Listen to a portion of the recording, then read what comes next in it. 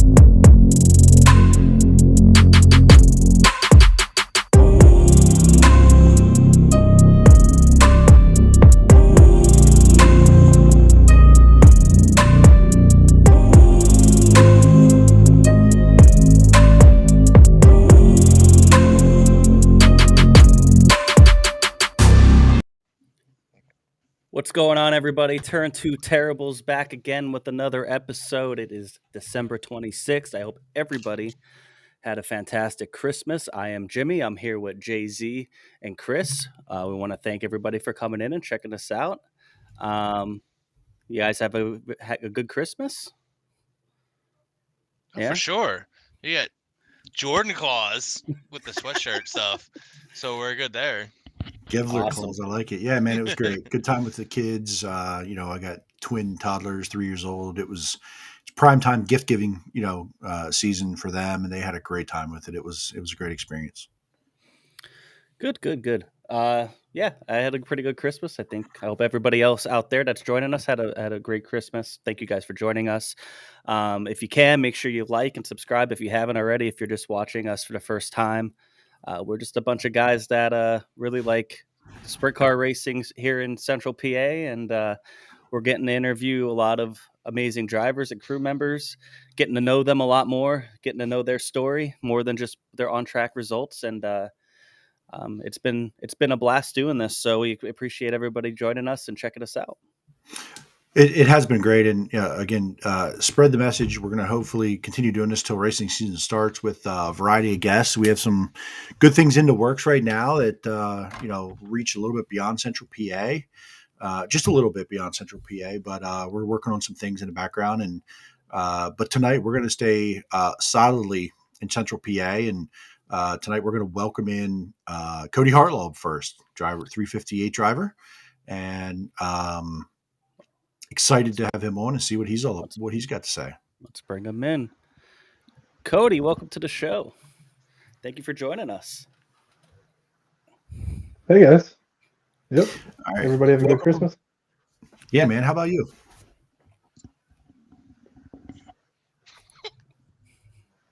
Dakota Kuhn says beautiful sweetheart, by the way. Oh my. It's going to be a fun one.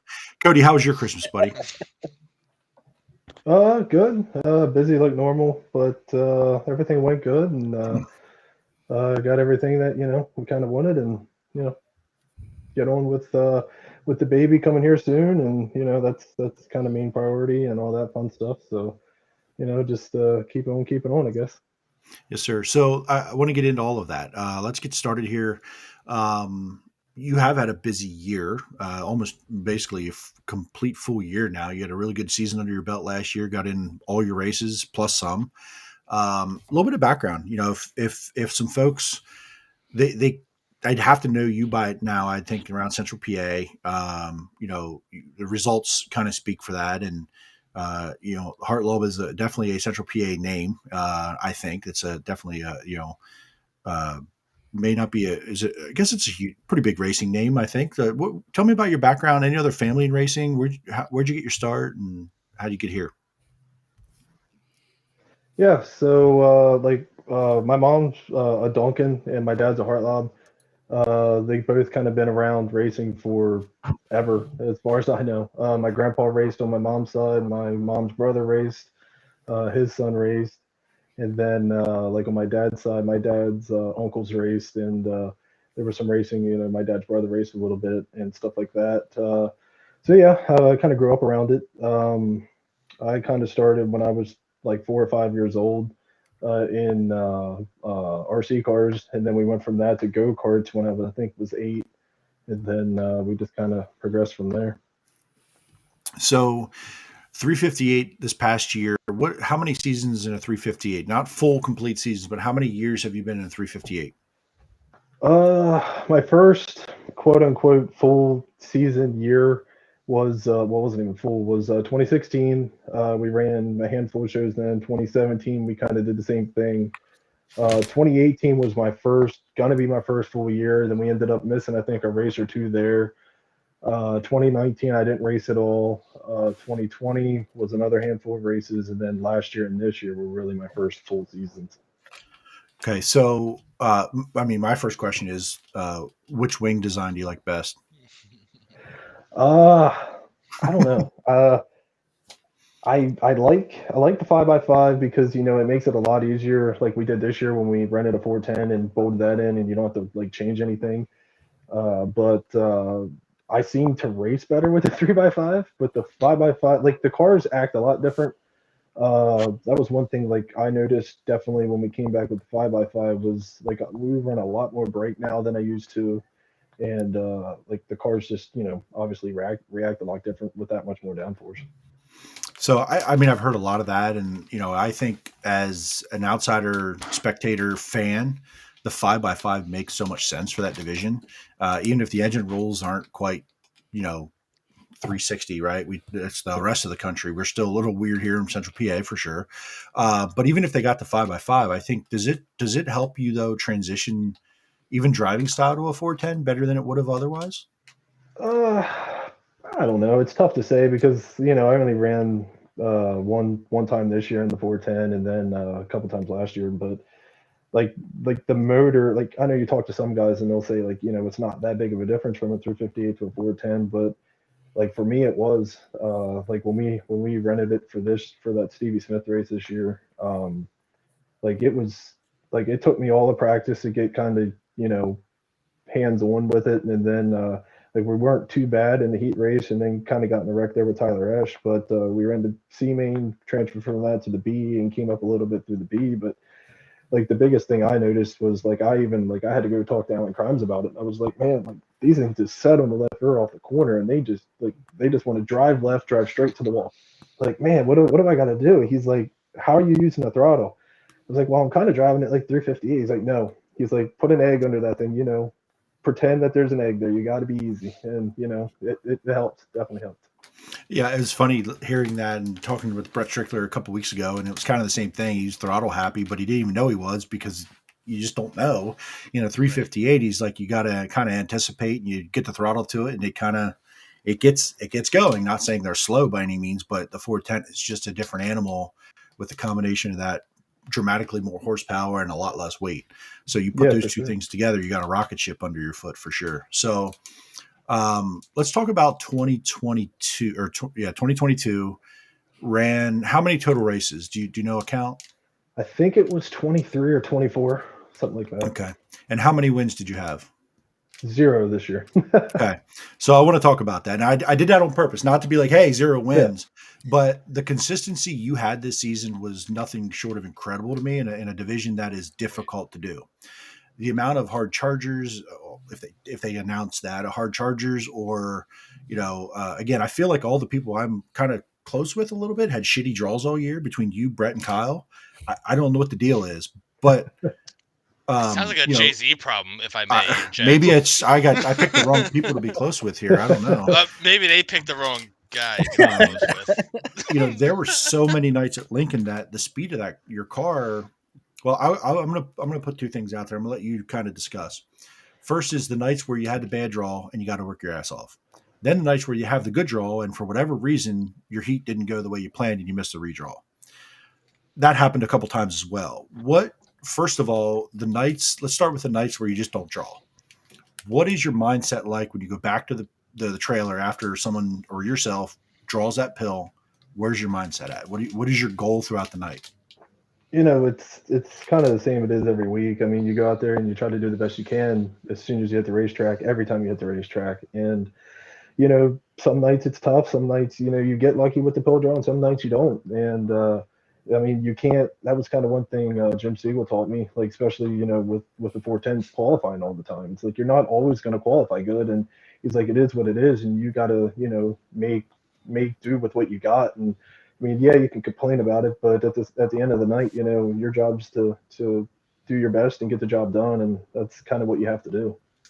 So when you have those nights and you're racing for a points title, obviously you want to win every race, but it's in that division. It's hard to race from 14th to the win in a 358, right? So you're going to do the best you can at your heat. Do you ever go into the feature kind of preserve equipment, pass when you can? Where's your patience aggressive line fall there? That's something that I struggled with a lot, especially at the beginning of the season. Was like I'll go out there and you ride around the first couple laps and you're like, let's get through this. Let's not tear some stuff up. Let's get single or like lined up here, and then we can start passing cars. Well, with the deal there at Lincoln, like you got 20 laps and that's all you got. Well, you sit down for 5 laps, you only got 15 laps to get where you need to go, and by the time cautions come out or something happens, you're cut down to 10, 6 laps before you know it. And like that was one thing I really tried to get done at the end of the year was go from the beginning. Like you have to go, and especially like if you're in a night where you have a bad heat race or a bad draw and you start farther back, and you got Owings up front, you got like all these guys. There's probably, I'd say, at least 5, 6, 7 guys that can win every week, maybe more. And like when they're starting up front and everybody races hard, and when they're starting up front, you start back, like you got to go because you got to get there. So one more, and I'll throw it to Jimmy and Chris here. Some of the nights this past season where you did have a good draw and you started up front, I can only maybe count maybe 2 or 3 of these where you got passed by a car or two, right? So most of the season I've seen you race through the field, pass cars under all conditions, all track types, all conditions, running where they're not, running in the non-optimal line and passing cars. What did you learn from some of those nights where did you just miss it on the setup? Tell me a little bit about some of those nights. Yeah. We kind of did something the last 2 years that's not necessarily common with the sprint car stuff. At least with the wing stuff is like we ran coilovers in the front for the last 2 years, and like when the track's heavy or if you're in the first heat race or something like that, like they don't work that well. Like you struggle with the car, you struggle with handling and stuff like that. And like I'll be the first to tell you, like it wasn't just that. Like yes, I've made mistakes and stuff, but it definitely doesn't help. And that was one thing that we kind of really tuned on throughout the year was how to make the coils better throughout.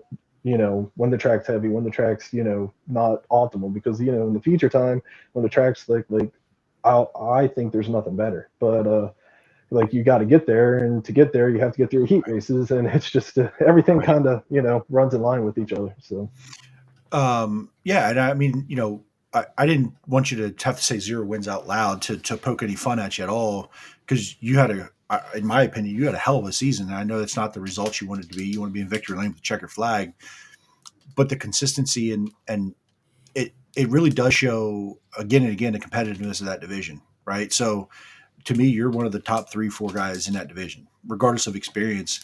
And week in and week out, and you had 0 wins, right? But you had a phenomenal season as far as consistency and your equipment for the most part, right? So do you look back at 2022 and consider that a win based on some of the years you've had in the past with equipment issues, some tough luck, some other things? yeah, for sure. I mean, like when I started in 2016, like I really had one car, one motor, one everything, and that's what I had. And then it was kind of the same way all up until about probably the end of 2021 till like this year. Like we picked up a really good sponsor with Pat Brewer, and like he keeps telling me, he's like, I have this 5-year deal. He's like, within 5 years I want to have this and this.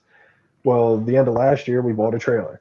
So now we have a nice trailer, and now it's like now we have spare parts, and now this year we're going to have 2 complete race ready cars, and it's like each year we're stepping up more and more and more, and that's what you have to do. I mean, like yes, we're technically a support class and all that, but when it all boils down to it, it's not that much different than the 410s besides the motors, because you need the best of the best equipment, you need spares, you need all that. And like I would say for sure this year was definitely, a good win. I think with Rich doing the with the PR work and all that stuff, and I think by the end of the year we had 130 plus cars passed in the feature. So that just means I suck at heat races, but other than that, not too bad. So you're talking about all these improvements and continuing to build every year. What do you have going in for 2023? Building upon that, what's new for the team? Gonna have two motors for sure. Got a good engine builder with Steve Rucker. You can't argue that. We're moving shops. For the last 2 years, I shared a shop with Alan Crimes. He ended up buying a house and all that stuff, and he has a shop there now. And luckily, my parents went ahead and we're building a really nice shop at my parents' house, and we're in the middle of moving there. And then on top of that, I have a kid coming in January, so it's gonna get real busy real quick here. We were just able So, to flash up a couple pictures there, little preview. so pictures, new shop. There's going to be some more changes, I know, with the team. You're going to talk about coming up here soon. But let's talk about that, man. When's baby due? January 26th, so exactly 1 month from now. But I'm telling you right now, it'll probably be within the next, I'd say, 2 to 3 weeks. So first of all, congratulations. If we don't see you before that or talk to you, and do you know what you're having? Did you do a review?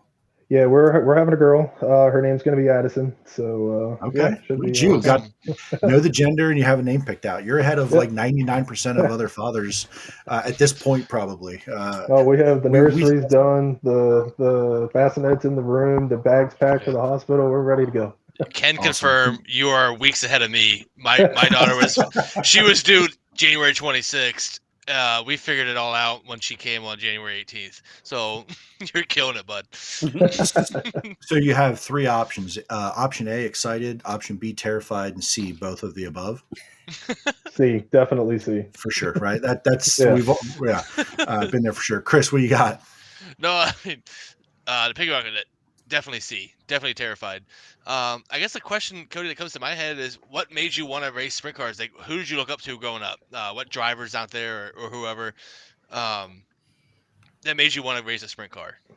So, like obviously my grandpa raced and stuff, and he went from late models to sprint cars. But my like the number one driver that I can remember, like from when I was really young, was Kevin Gobrick.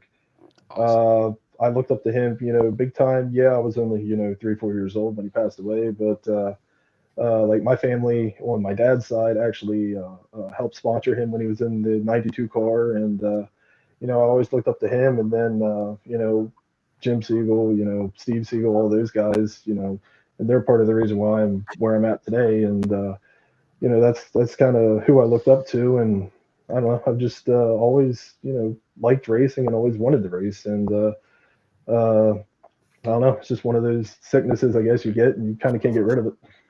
Right. And I guess the piggyback of that, you said Kevin Gobrek.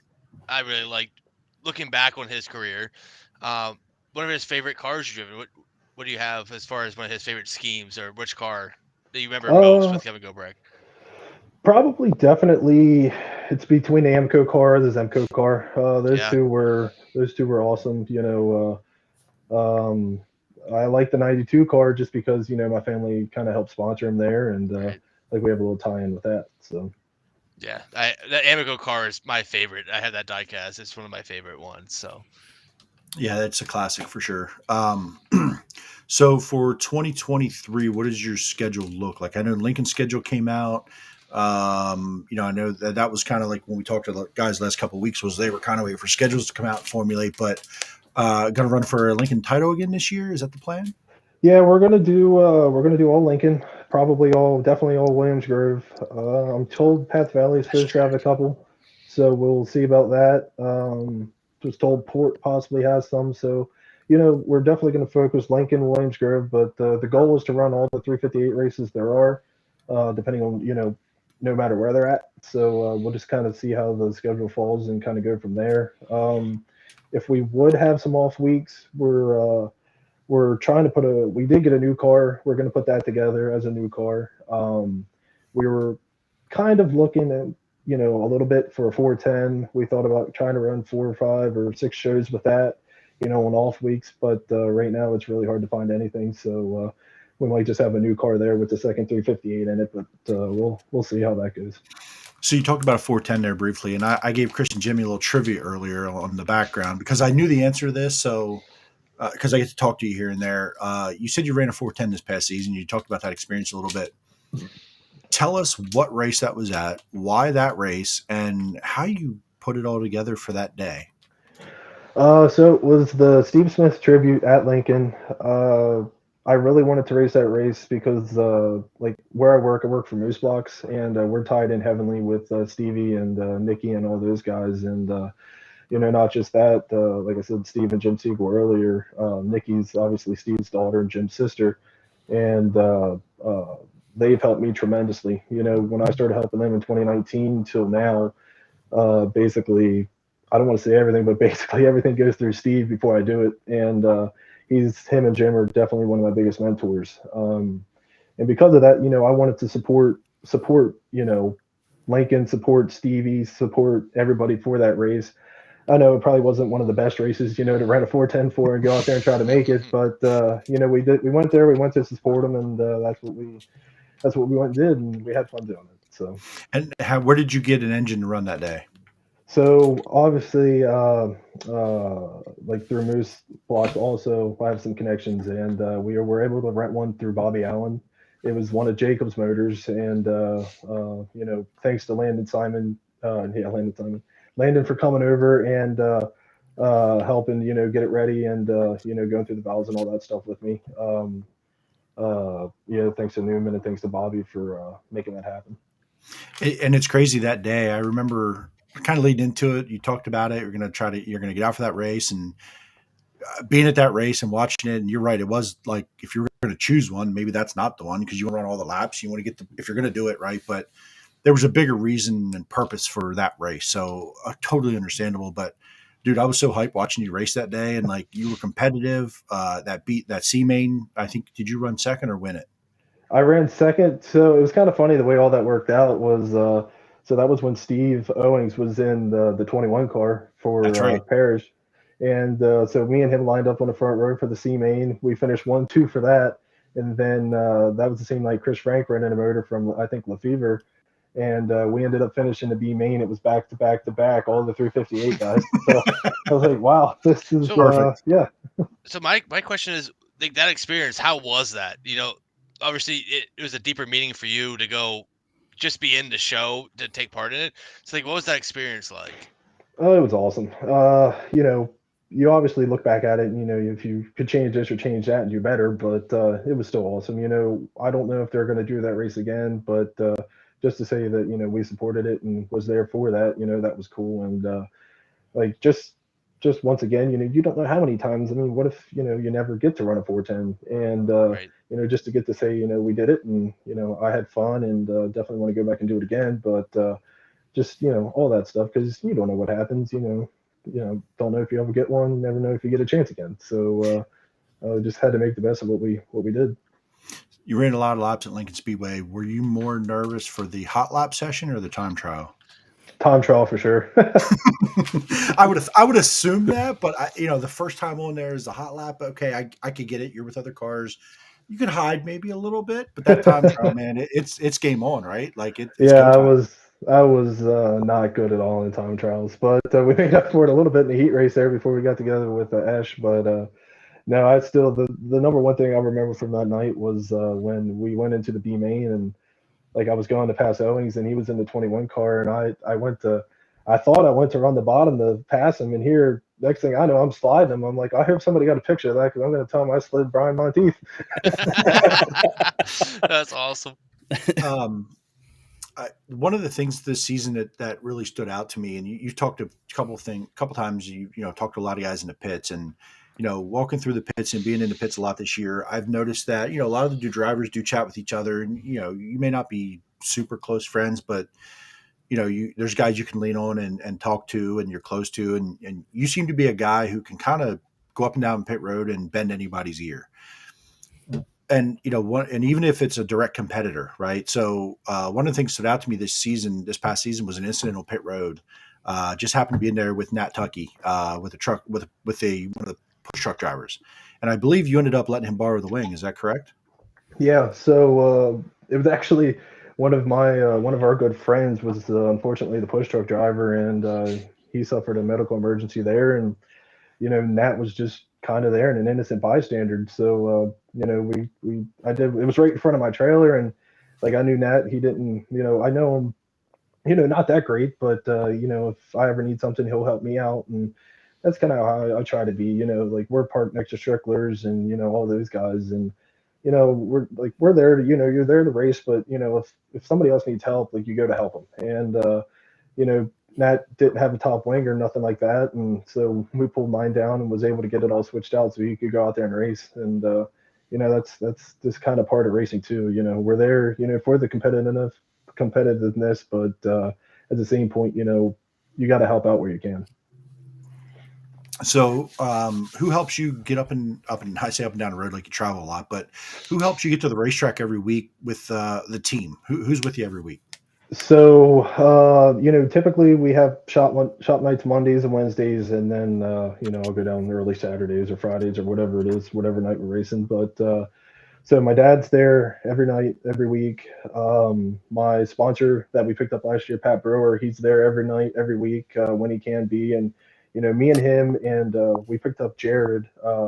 He came on at the end, kind of halfway through end of this year, and he's been a help too. And those guys, like my dad works on Saturdays and Friday, like till 5 on Fridays, so it's hard for him to ride with us to the track. So he meets us there, and then like me, Pat, and Jared go in the truck, and we go up to whatever race we're going to, and we have 3 or 4 guys, and I have some guys like Troy comes and helps me at Williams Grove, or Dakota does when he's not busy, and Austin Funk, like I have some guys that come along to the track or come to the track if I need help, and we have a good group of guys. So,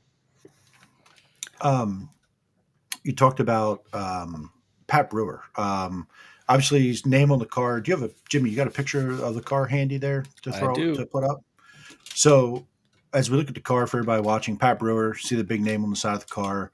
By the way, one of the cleaner paint schemes out there. Appreciate white all the time. Thank you. As a photographer, white is awesome. Take so notes, Kyle Keen and Troy Walker. Yeah, don't change it. But Pat Brewer, tell us a little bit about that. I see it's Home Improvements LLC, and he's obviously been a great sponsor to you. But what you said, he's also at the shop. So tell me a little bit about that relationship. Yeah. So basically, the way I got to meet him was he went to school with my dad, and my dad ended up just reaching out to him. I think it was 2021, like halfway through the year, he just threw him a Facebook message and was like, hey, would you be interested in helping out on the car? And he said, name a price. And my dad threw him a price, and he said, okay, come get the check today. And so that's basically how I met him. And we went over to his house, and it kind of just grew from there. And then, he stepped up, and, he helps me out a bunch, and, he bought the trailer. He helps on the car a bunch, and he helps. Like right now is his busy time of the year. He goes to New Jersey. That's where he does a lot of his work. So he'll come back for the weekends, but through the week he's gone. Like throughout, the year when he comes back from New Jersey, he's there every shop night. He's there every race night, and big help. Jimmy, Chris, anything else from you guys? Yeah, I wanted to ask, you got Rookie of the Year honors at Williams Grove, 5th in points.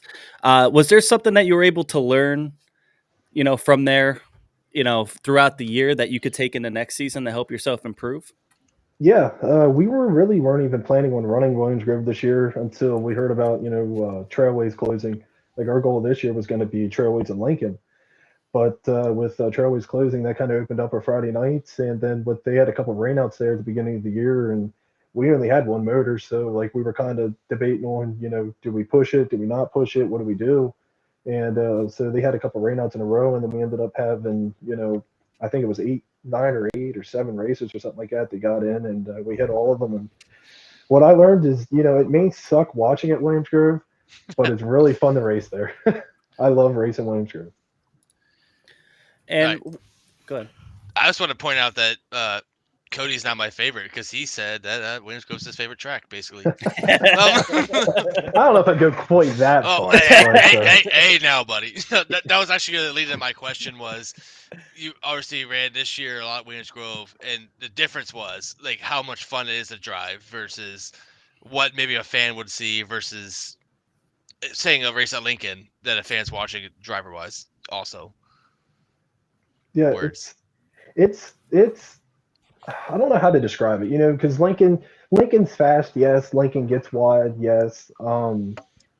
But the Grove is just different because you got dirty area you got to deal with and all that. And like that was one thing I learned at the end of the year. I think it was the very last race was like we were so far left and like you get so locked down on left rear there that it gets interesting. And the closing rates are a lot faster. If you screw up, the guys are right there. And like we ran second there, and if I played my cards right, we may have been able to win one of those races. But it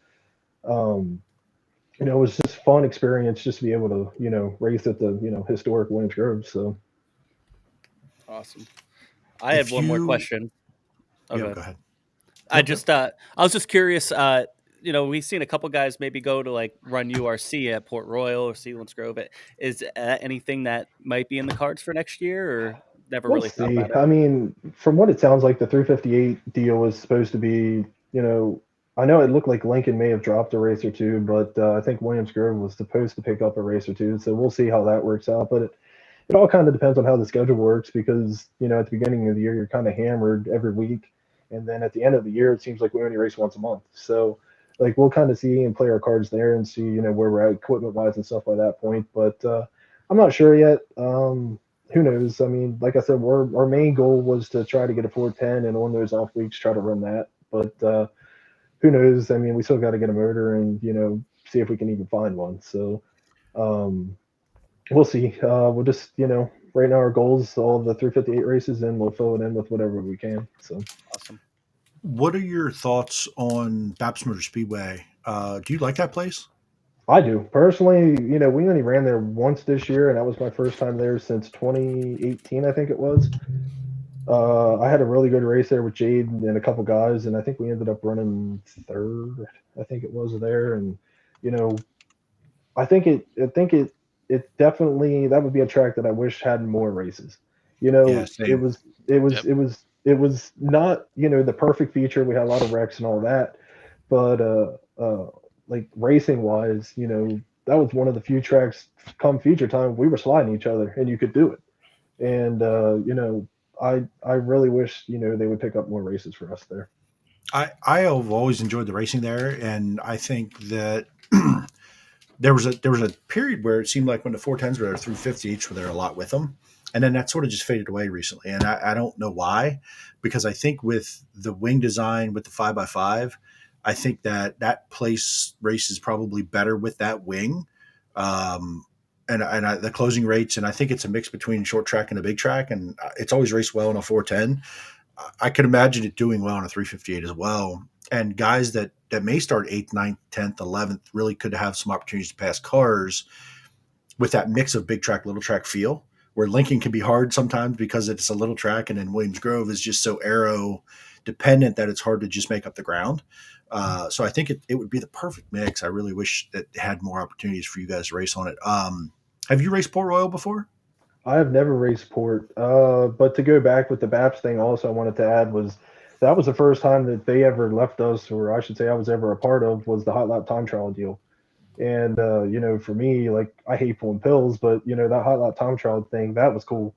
And that was something that I wish they would pick up almost everywhere. I think that's the kind of the fairest way to do it. You time against your heat race, and then you know what you got compared to like, not saying it's easy by any means, but on a night there where I'll pull a 50 pill and Owing straws the 5 pill, that's a big difference. So that was cool. But no, I've never been to Port. I do want to go to Port, but never been there.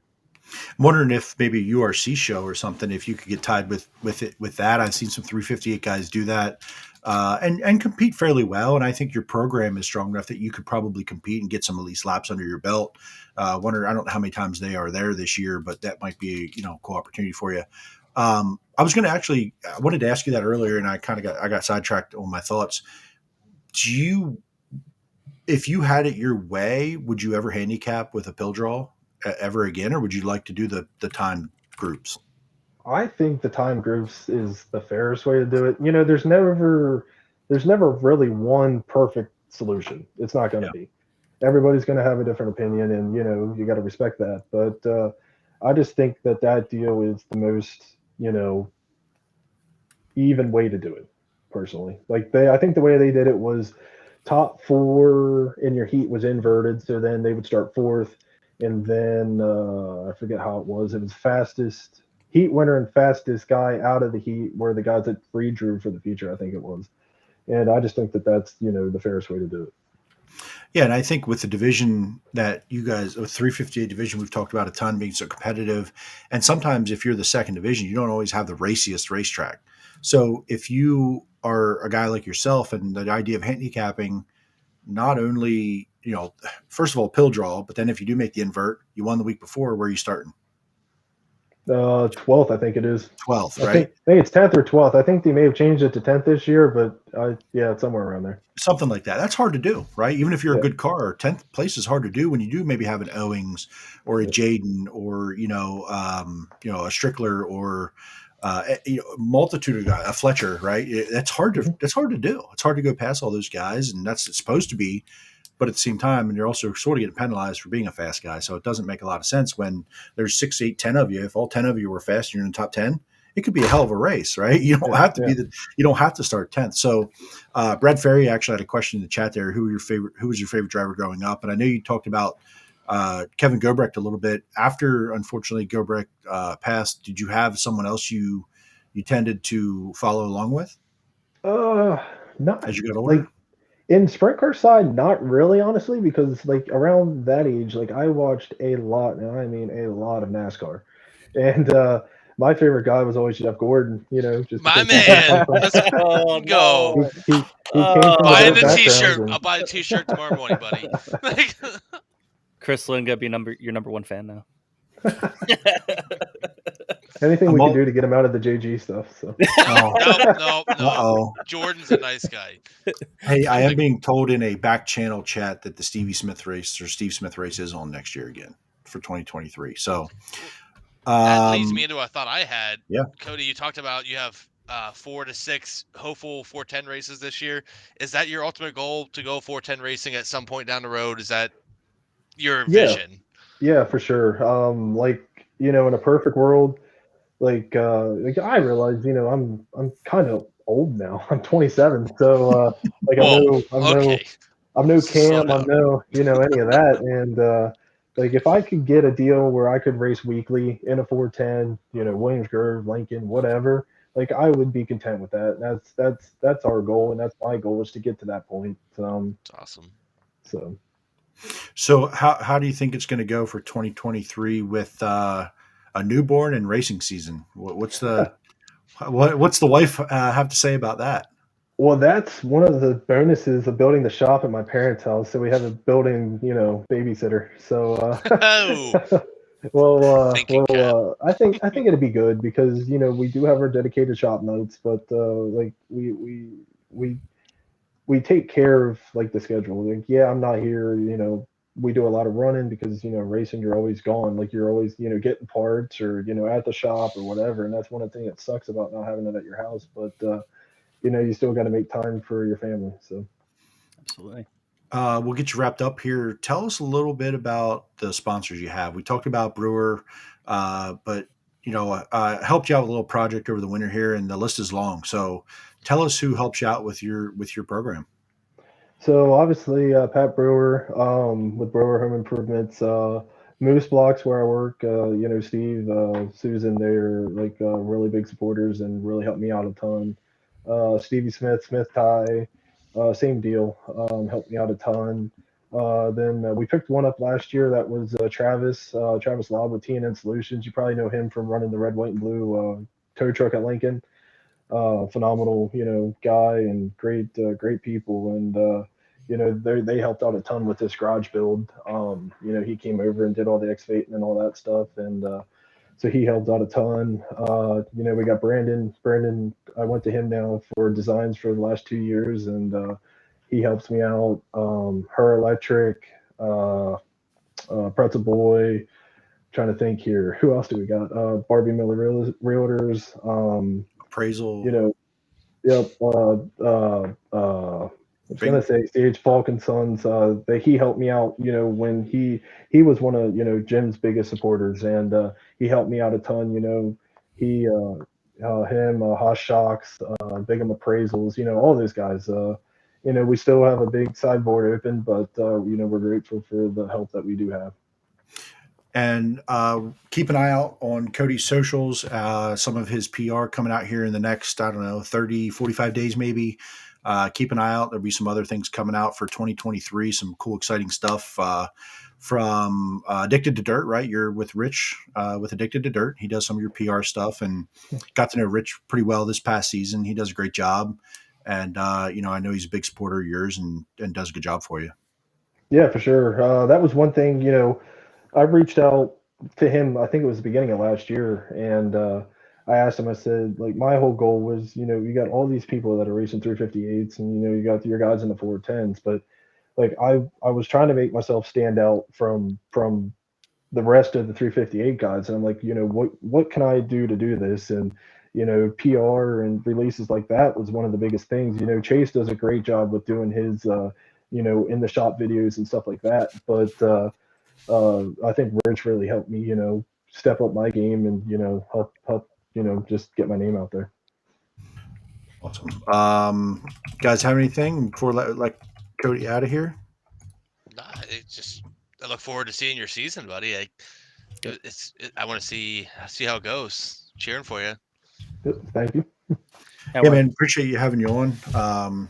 Jimmy, were you gonna go ahead? Sorry. No, I just wanted to thank you for spending some time with us and sitting down and coming on and chopping it up. Yeah, for sure. Hey, good luck with fatherhood.